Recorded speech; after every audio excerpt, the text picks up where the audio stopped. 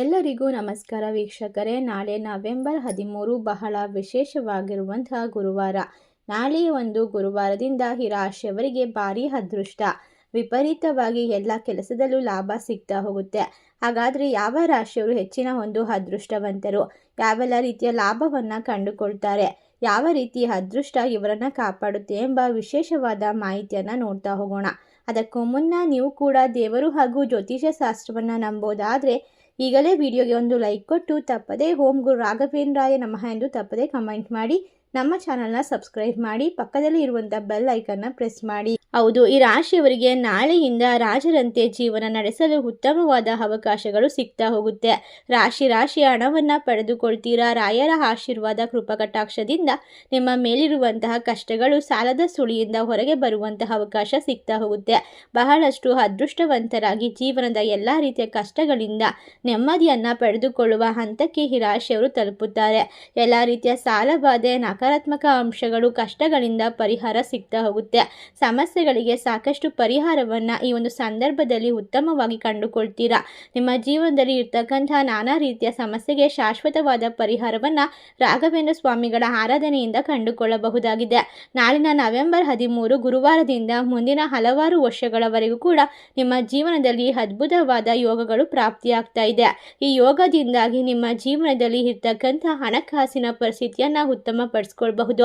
ಜೀವನದಲ್ಲಿ ಮಹಾ ಅದೃಷ್ಟದ ಬಾಗಿಲು ತೆರೆದುಕೊಳ್ಳುತ್ತೆ ಅಂತ ಹೇಳಿದ್ರೆ ತಪ್ಪಾಗೋದಿಲ್ಲ. ಈ ರಾಶಿಯವರ ಜೀವನದಲ್ಲಿ ಸುಖ, ಸಮೃದ್ಧಿ, ನೆಮ್ಮದಿ ಎಲ್ಲವೂ ಕೂಡ ನೆಲೆಸುತ್ತದೆ. ಇವರ ಖಜಾನೆ ತುಂಬುತ್ತೆ ಅಂತ ಹೇಳಬಹುದು.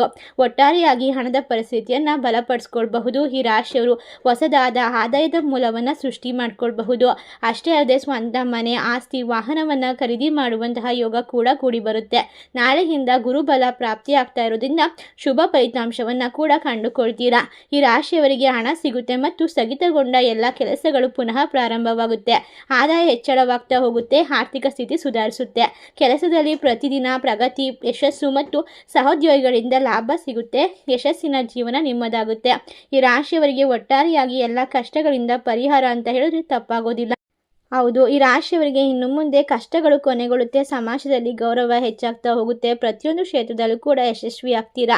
ಧಾರ್ಮಿಕ ಕಾರ್ಯಕ್ರಮಕ್ಕೆ ಅವಕಾಶಗಳು ಸಿಗುತ್ತೆ. ನಿಮ್ಮ ಆಫೀಸ್ ಕೆಲಸದಲ್ಲಿ ನಿಮ್ಮನ್ನು ನೋಡಿ ಹಲವಾರು ಅವಕಾಶಗಳು ಕೊಡ್ತಾ ಹೋಗ್ತಾರೆ. ನಿಮ್ಮ ಅವಕಾಶಗಳು ಹೆಚ್ಚಿದಂತೆ ನಿಮ್ಮ ಸಾಲಗಳು ಕಡಿಮೆ ಆಗ್ತಾ ಹೋಗುತ್ತೆ. ಜೀವನದಲ್ಲಿ ಯಶಸ್ಸು ಅನ್ನೋದು ಸಿಗ್ತಾ ಹೋಗುತ್ತೆ.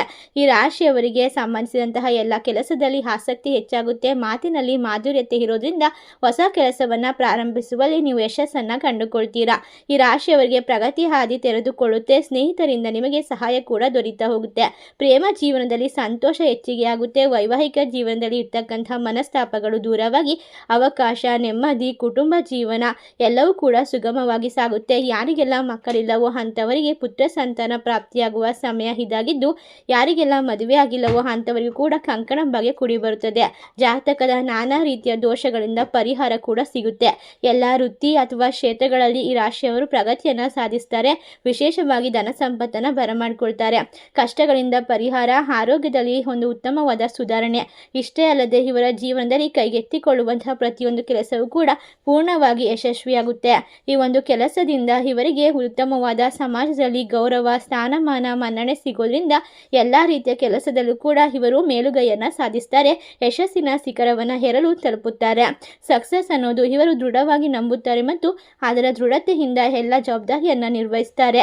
ಇವರು ಮಾಡುವಂತಹ ಕೆಲಸಗಳು ಉತ್ತಮವಾದ ಯಶಸ್ಸನ್ನು ತಂದುಕೊಡುತ್ತದೆ. ಇದರಿಂದ ಸಮಾಜಕ್ಕೆ ಸಾಧ್ಯವಾದಷ್ಟು ಸಹಾಯವನ್ನು ಮಾಡುವ ಮನಸ್ಥಿತಿಯನ್ನು ಕೂಡ ಬೆಳೆಸಿಕೊಳ್ಳೋದು ಅವಶ್ಯಕವಾಗಿರುತ್ತೆ. ಇಷ್ಟೆಲ್ಲ ಲಾಭ, ಅದೃಷ್ಟವನ್ನು ಕಂಡುಕೊಳ್ಳುವ ರಾಶಿಗಳು ಯಾವ್ಯಾವು ಅಂತ ನೋಡೋದಾದರೆ ಮಿಥುನ ರಾಶಿ, ಮೀನರಾಶಿ, ಕುಂಭರಾಶಿ, ತುಲಾರಾಶಿ, ಧನಸ್ಸು ರಾಶಿ, ಕರ್ಕಾಟಕ ರಾಶಿ. ಈ ರಾಶಿಗಳಲ್ಲಿ ನಿಮ್ಮ ರಾಶಿ ಇದ್ದರೂ ಇಲ್ಲದಿದ್ದರೂ ಭಕ್ತಿಯಿಂದ ಓಂ ಶ್ರೀ ಗುರು ರಾಘವೇಂದ್ರಾಯ ನಮಃ ಎಂದು ತಪ್ಪದೇ ಕಮೆಂಟ್ ಮಾಡಿ ನಮ್ಮ ಚಾನಲ್ಗೆ ಸಬ್ಸ್ಕ್ರೈಬ್ ಮಾಡಿ. ಧನ್ಯವಾದಗಳು.